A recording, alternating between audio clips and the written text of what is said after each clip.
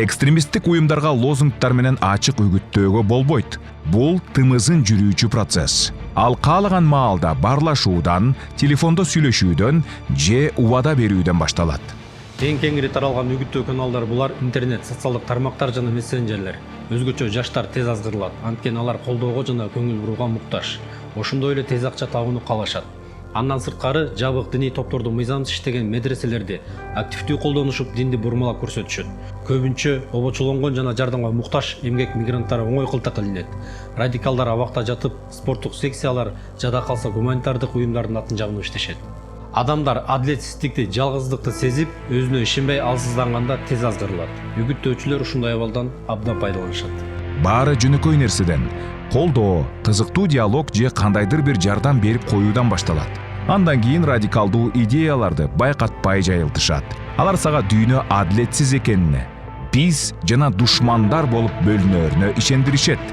Мунун баарын күрөш менен гана өзгөртө аласың деп таңоолашат. Эсиңизде болсун, бул сизди тузакка түшүрүү аракети.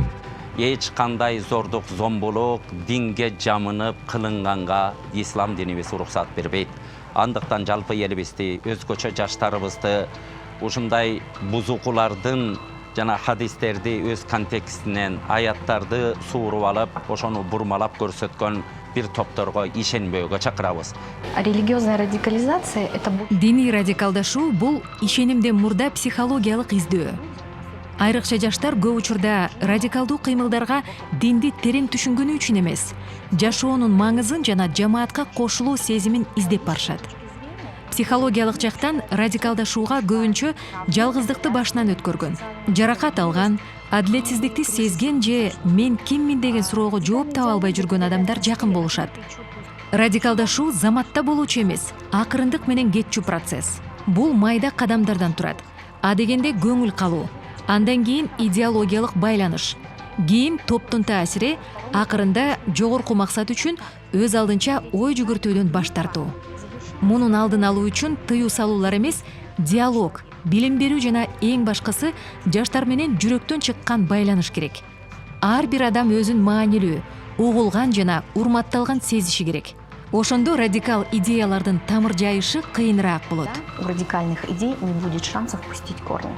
Өспүрүмдөр жана жаштар кооптуу тайпага кирет.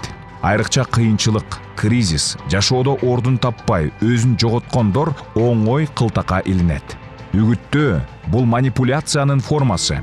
Ата-энелердин, мугалимдердин, коомдун милдети кооптуу белгилерди өз убагында байкап, ошол адамга колдоо көрсөтүү. Ички иштер министрлиги, консулдуктар, миграция кызматтары жана диаспоралар аркылуу активдүү иш алып барууда.